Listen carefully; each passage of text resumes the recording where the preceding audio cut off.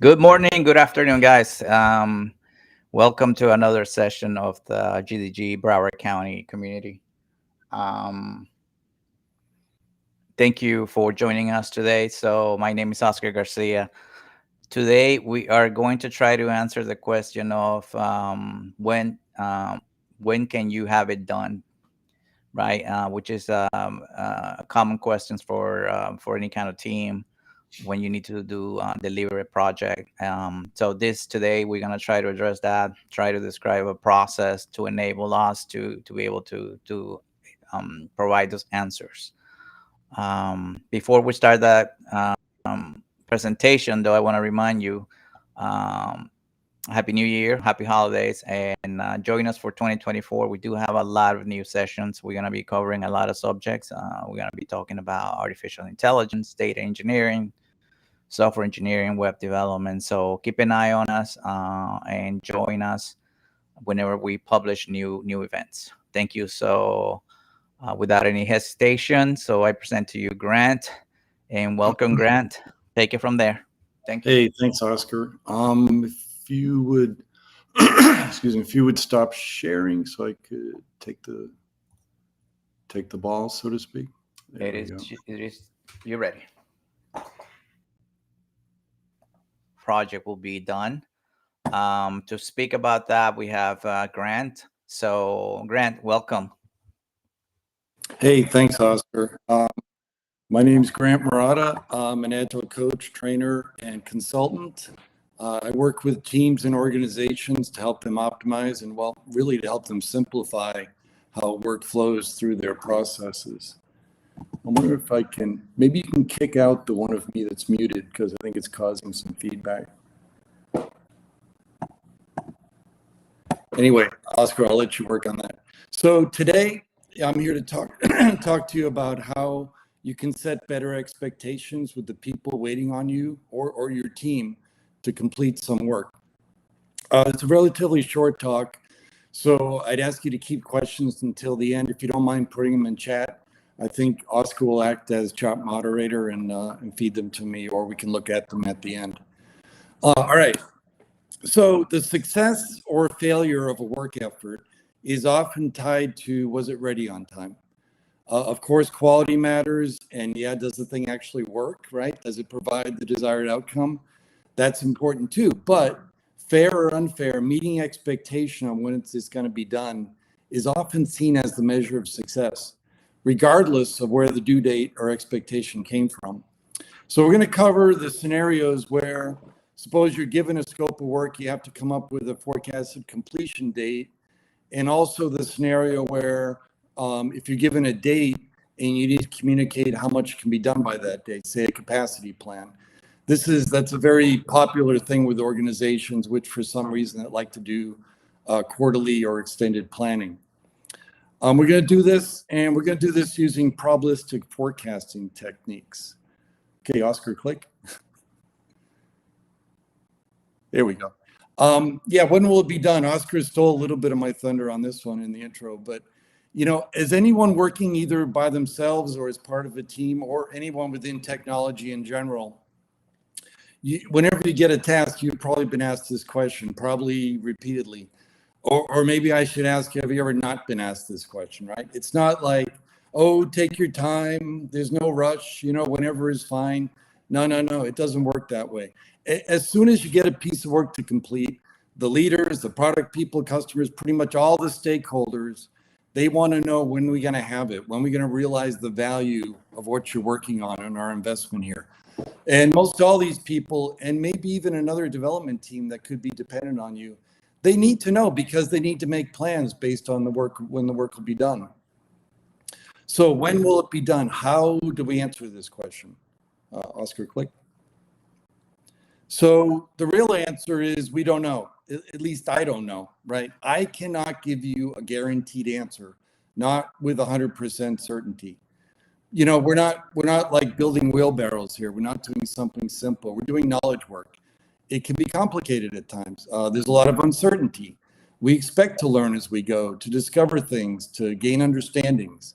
There may be some surprises, maybe even some scope changes along the way. So if I give you a firm date as guaranteed on when something will be completed, why should you believe me? Oftentimes leaders, they want a firm date so they can hold people accountable to it. This is not a healthy situation. The worker may have to overperform to make a committed date, or worse, maybe not make the date. Both those scenarios are not good.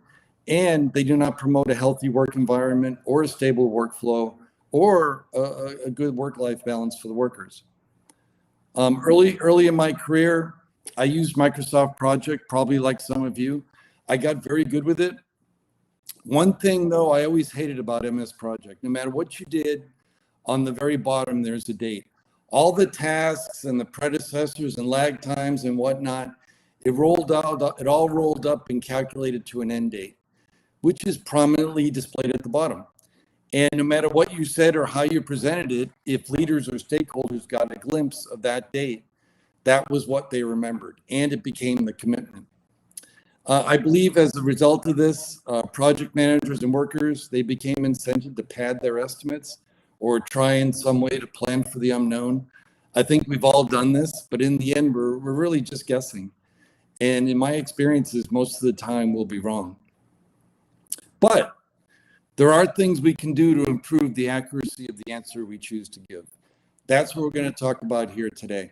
The ability to set expectations using real data and how to manage our workflow to improve the accuracy of these expectations. Oscar, click. There we go. Before we go any further, I do want to give credit and recommend a reading. Many of the ideas for this talk are from this book, When Will It Be Done, by Daniel Vacanti. I highly recommend this book. It gives a very comprehensive understanding of probabilistic forecasting and a much deeper dive of what we're going to cover today in this short talk. So buy the book, read the book, and you'll be much better for it. Okay, Oscar, click. Probabilistic forecasts is what we're here to talk about. So whenever we make a forecast, really what we're trying to do is in some way predict the future. But we don't know the future. So what we can do? Well, the first thing we need to do is to learn to think probabilistically. Click. There we go. What do we mean by this? Well, we need to accept that the future has more than one possible outcome. We may not know exactly when something is to be completed, but we can come up with a range of possibilities and the chances of these possibilities occurring. And we can set our expectations with this confidence level attached. Click, click. So a probabilistic forecast needs two things: an expectation, click, meaning either a date or a duration, and a confidence level. Click. In a little bit, we're going to get into how to create these, but first, let's take a quick look at forecasts in general. Click. Hope that's not too annoying when I do that. There are other industries that much more famously use forecasting than we do in ours. Click.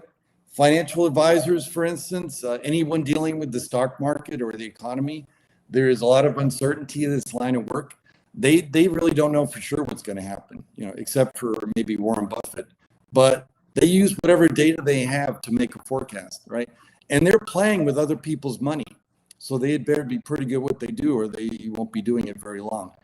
Another is a meteorologist or a weather forecaster.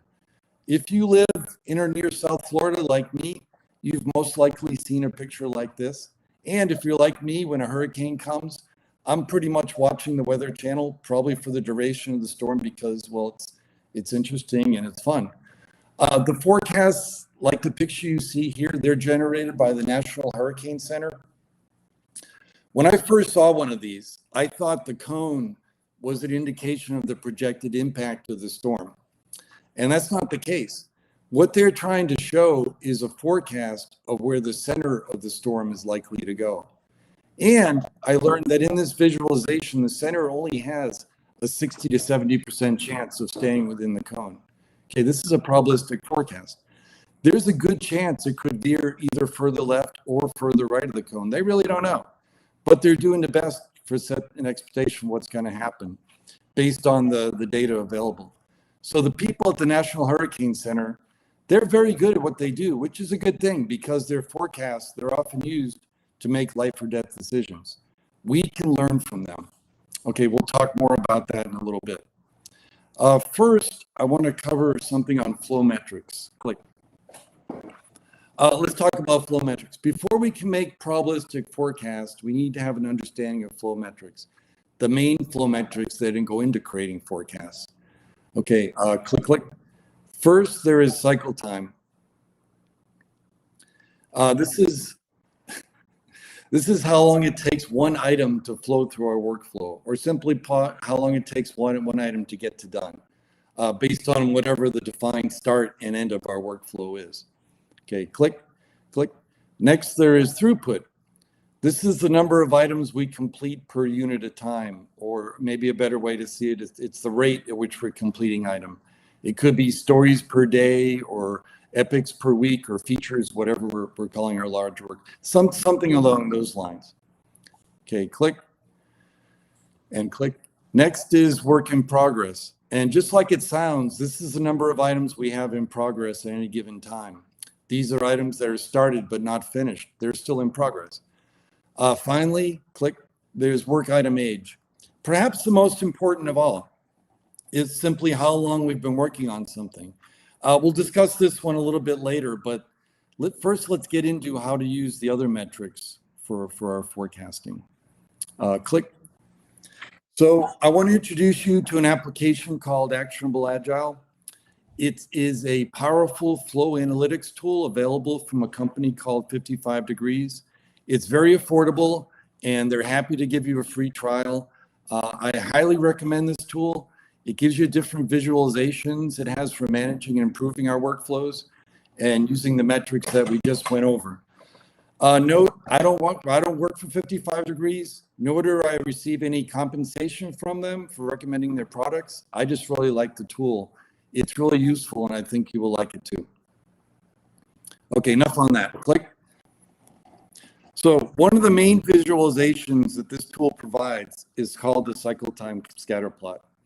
Okay, this is a chart of the cycle times of our completed items. Each dot on here represents one or more of our completed work items. Keep in mind, this work is all in the past. It's all done. Okay, along the bottom axis, click, is the date the item completed, and along the y-axis is the cycle time, click, or how many days it took to complete. Every time an item finishes, we put a dot up here. This item, for example, finished on March 1st and took 10 days. Okay, boom, we put a dot here, and so on. That is how the chart was created. We end up with this completely random chart of dots, right? It looks like someone really just spilled a bottle of Tic Tacs. It's like so random.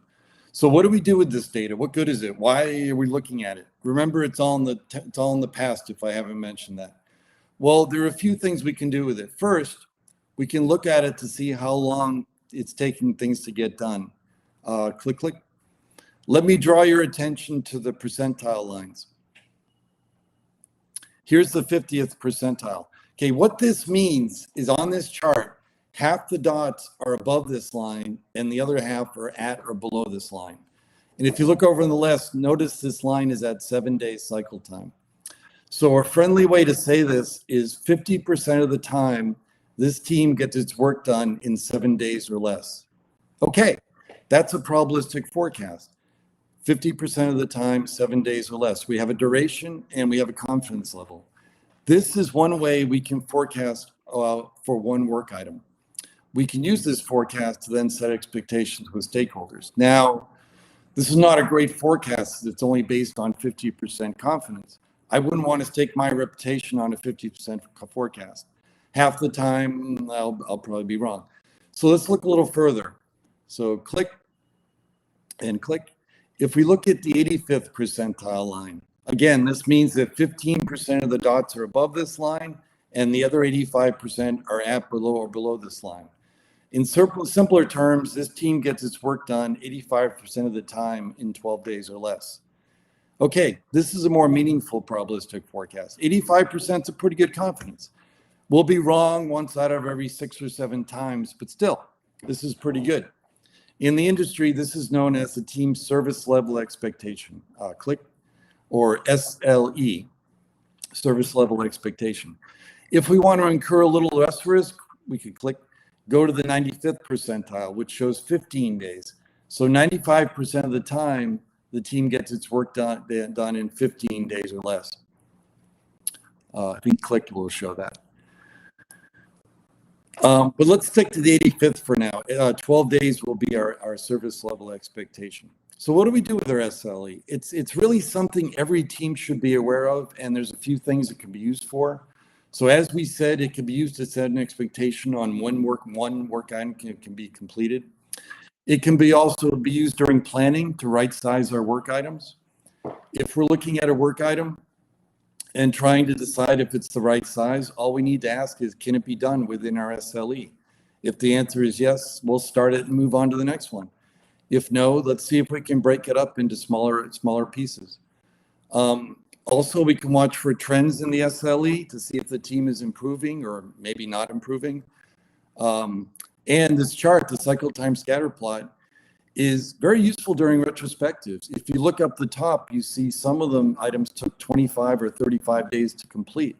What happened here? What can we learn from these items? So in general, the cycle time scatter plot, it's a powerful chart, and knowing and monitoring the service level expectation should be important to any development team. Okay, I'm just checking the chat. I think we look good. Moving forward, the aging chart. Yes, okay. I will let you know if I see something. All right, thanks. I told you we would get back to work item age. This is another very useful visualization that Actionable Agile provides. It's the aging work in progress chart. And just like the name implies, this is a chart showing the current work the team has in progress. Remember the cycle time scatter plot, everything was in the past. This chart is for work that is still in progress. You may say, well, I can look at the team Jira board or whatever tool your team is using and see that. And yes, you can, but this chart shows more. This chart visualizes, which most work boards do not, the age of the item since we started working on it. So again, each dot on here represents one or more work items. Along the bottom axis, we have the stages in the team's workflow. And it shows what stage each work item is in, just like a normal team board would. Along the y-axis, though, we have the current age of the work item, not just for the stage it is in, but since it's first entered our workflow. This gives us a really quick and simple visual of the age of each item. So in addition, you may have noticed the colors, right? How can you miss them? The standard red, yellow, green. If you look closely, you will see the percentile lines. These are the same percentile lines taken from this team's cycle time scatter plot chart based on finished items. So it's drawing a comparison between the items in progress and the finished items. And the colors here, the lines are indicators of if the work item is trending to be finished or not before within the team's SLE. So why should we care about an item's age? Well, work item age is a really, really, really great early indicator of issues and maybe a call to action. So managing the age of the work item is the number one thing we can do to establish a good workflow. This should be the main tool for a team to use during a daily stand-up. In a stand-up, we're trying to identify and address issues. And again, the age of an item can indicate issues. So the aging chart, it's a very simple yet powerful visualization, help manage our flow of work and to detect issues early. All right, click. All right, we got through that. Now let's get into what I consider some of the funner stuff. You may say all this is great, right? But rarely do we need to forecast just one work item, right? Our stakeholders are really interested in when all our work is going to be completed. Stakeholders usually do not care about stories or tasks. They tend to be more focused on stuff that is visible to them, the higher level work items, the epics or features or initiatives or whatever we're calling them. One way to forecast these higher level items is to forecast for all the smaller items that make up the higher level item. And to do this forecast with multiple items that make up the bigger feature initiative, we're going to use the flow metric of throughput. So if you recall, throughput is how fast we're getting items completed. So going back to actionable agile. Let's look at the chart here. This is known as Monte Carlo how many. It can be a bit confusing to look at, so let me try to simplify it. Looking at the middle chart, this is a daily throughput chart. On the bottom axis, we have calendar days, and on the y-axis, we have how many work items were completed on each day. The rectangle I drew on the right zooms in on a specific time period. The chart above is really just a representation of this zoomed in section. I selected roughly the last 35 days of the daily throughput for this team. So what this tool shows below is based on the team selected throughput data that I selected. Using this real historical data as input, it is going to run thousands of simulations of what the future may hold. Here we set it to look forward 90 days. If you look on the right, you can see it goes from May to August, approximately 90 days. And we have selected a date range in our throughput chart of about 30 days. That'll be used as inputs to the simulations. Based on that, the tool has already run 10,000 simulations of what the next 90 days may look like. And the results are displayed in the histogram at the bottom. So the very bottom of the histogram shows the number of work items completed in each of the simulations along the bottom. The side shows the number of simulations in which that number of work items was completed. The results tend to be somewhat of a normal distribution. The more you run, the more of a normal distribution you get. If you add up the heights of all these bars, it will equal 10,000 or all the simulations that were run.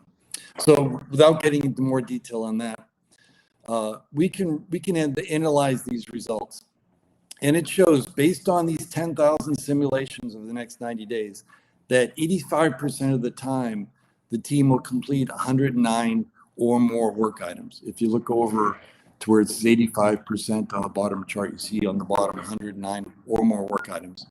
This is a probabilistic forecast for multiple items with an 85% confidence level. Now, this is very useful for organizations that like to do capacity planning, right? You can plug in a date range and see how many work items the team is likely to complete. Note, we're not saying which items will be completed. That can be part of another talk. Now, suppose a different scenario where we have a fixed scope, right? We have a fixed number of work items we want to get done, and we want to know when they're going to be done. So Actionable Agile has a similar tool for this. It's called Monte Carlo When. We plug in how many items we want to complete.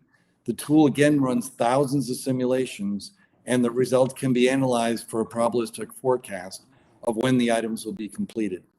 So exactly how Monte Carlo works under the covers is really out of scope for this talk, but if requested, it can be part of another session.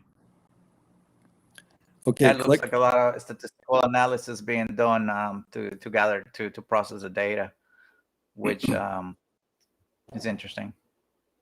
Yeah, and the nice part, it's really based on the team's history as opposed to guesstimating. It's really part of it's based on real historical data. Okay, click. So another powerful, useful tool from 55 Degrees, there we go, is the portfolio forecaster. It's a separate tool, but I think it's bundled as part of Actionable Agile. It's free if you get Actionable Agile. With this tool, we can choose what team or projects we want to look at. It will pull out all the high-level work items based on their existing order in the tool that you're using and how many work items are remaining for each of those high-level work items. Again, it runs thousands of simulations to come up with a forecast for when each work item would be completed, right? Each high-level work item. And if we supply a due date for the high-level work item, whether it's an epic or a feature or whatever, based on the results of the simulations, it will also display a percentage chance of making that due date. Okay, this can be a powerful tool for forecasting a roadmap. I've been in meetings with product leaders and development leaders, and using this tool, we've decided if the roadmap we have is feasible, and then they make tough decisions on what to move in and what to move out.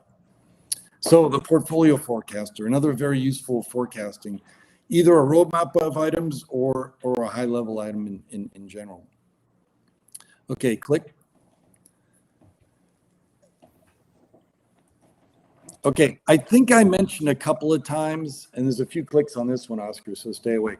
I think I mentioned a couple of times about the need to create a stable development system.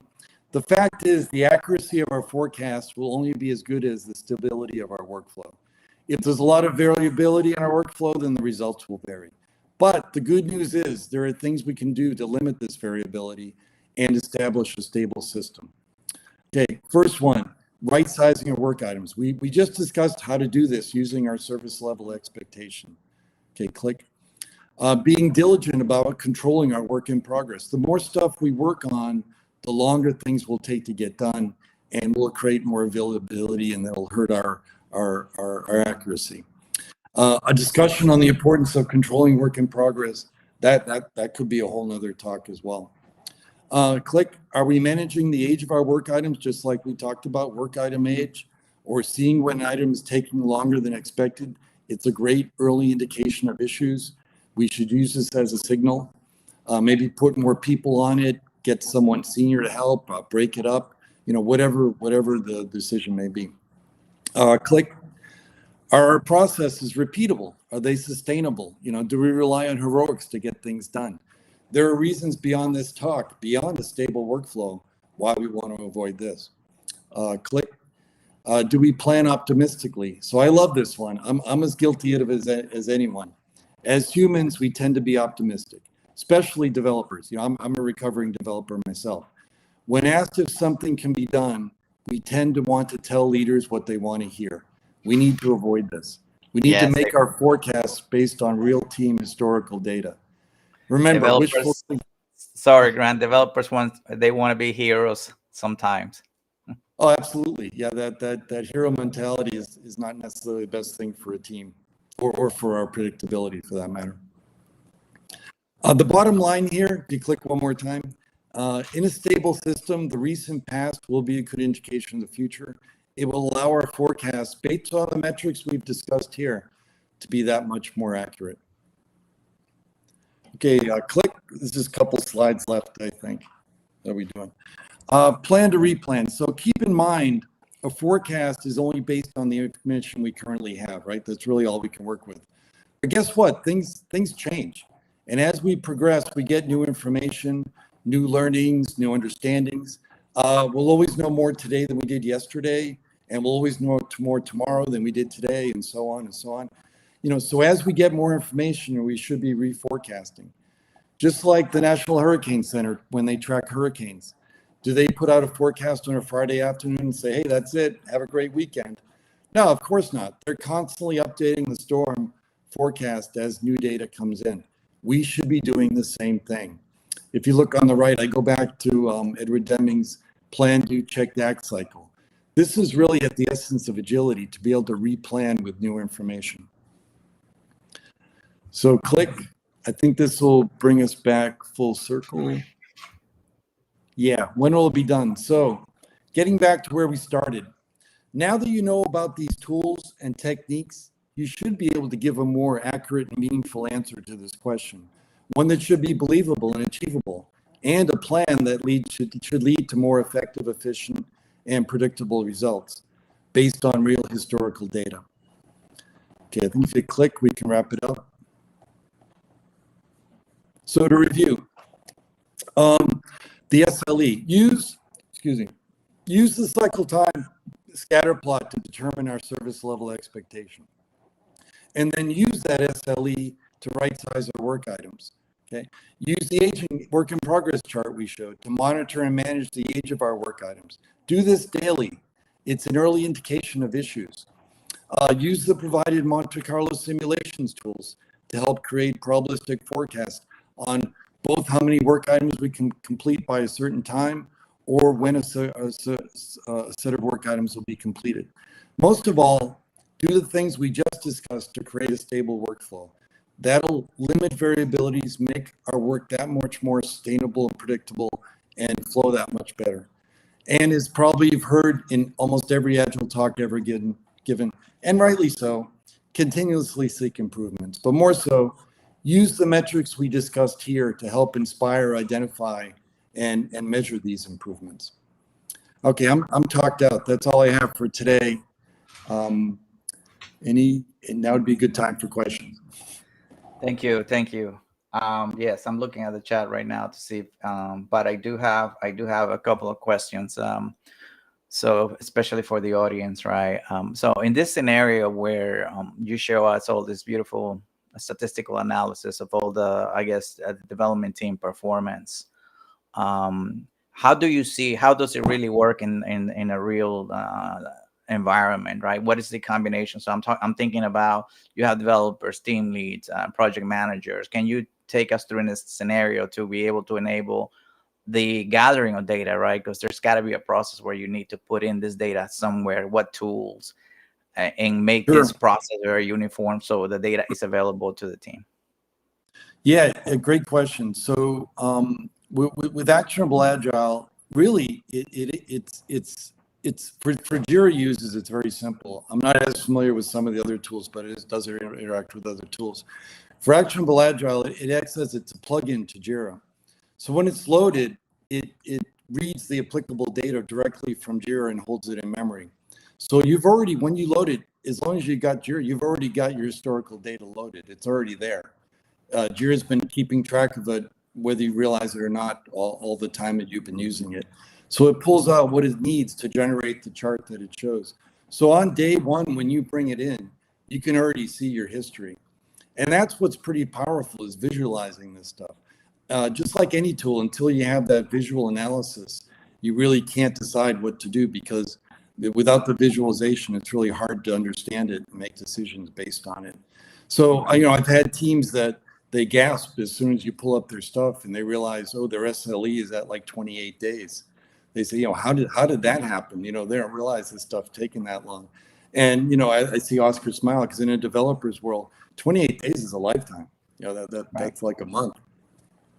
And then teams start to focus on that. And once it becomes something they focus on, they can very quickly get stuff down within 8, 7, 5, sometimes even 3 or 4 days. And then you start to see the work flowing magically. And it just kind of goes from there. Right, right. Yeah. And I guess what I was trying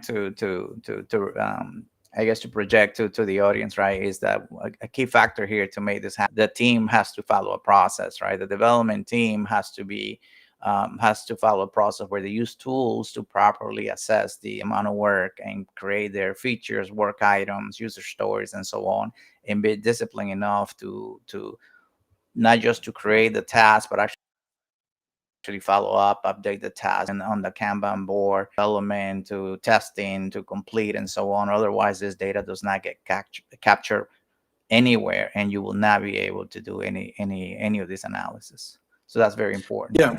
And what I like to call out is, I'm a Kanban trainer, but these tools and practices are useful no matter what process you're using. You could be using Scrum or SAFe or whatever, and this is useful. And what I find is, when teams start looking at this, they'll create policies based on what they see. That'll start to dictate their process when they figure out how do we improve. Good point, Grant. So just for historical purposes, Kanban actually was created by Toyota, I believe, for the manufacturing process. So, and then technology started adapting it for our development process. So another question so this data is gathered, you do all this beautiful statistical analysis, you see the velocity and the performance throughput of the development team. How is this consumed? What is the practice here to review this? And I'm looking at, is this a weekly process, bi-weekly process? Depends on the culture of the company and the team. Can you give us a little bit of insights on that, please? Sure. So there's different times where these visualizations are appropriate. The aging work in progress chart, the team should be looking at daily. I have teams where that's pretty much that's the only chart they look up during the daily stand-ups, because this daily stand-up is a flow management meeting, and the idea of it is to say, hey, what's the plan for the day? Where are the issues, and what are we going to do about it? And that chart is really better than any other chart I've seen for identifying where the issues are. Remember, age is a great indication of issues. The other charts might be more appropriate for leadership. The team wouldn't necessarily look at the scatter plot daily. Remember, that's all completed items. It's very useful to look at during a retrospective. It's useful to leaders to look at to identify trends. You know, if our SLE is getting higher, it might be say, hey, what's going on? What's changing? If it's getting lower, you could measure those improvements as well. And then the portfolio forecaster is more for middle management type to say, hey, is our roadmap feasible? Are we kidding ourselves here, or do we not need to start making some hard decisions on what's in and what's out?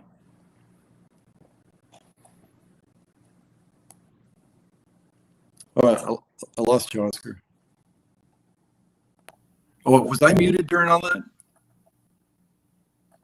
Hello, Hello? you hear me? Yeah. Was I muted? My mute went on for some reason. Okay. Yes, you have two sessions. So, but anyways, we are out of time. So thank you guys. Thank you, Grant, for such a great presentation and wonderful insights of the world of statistical analysis for the development process and others, and not just for technology, but other areas also. But we thank you for that, and thank you everyone for attending. If you follow up with the emails, the community emails, we'll send some of the presentation materials there, a link to the YouTube video if you want to review this at your leisure. But anyways, I do want to thank everyone. Happy holidays and happy 2024. Follow us on 2024 with more great. Thank you everyone, and have a wonderful day. Bye bye. All right, thanks. Bye bye.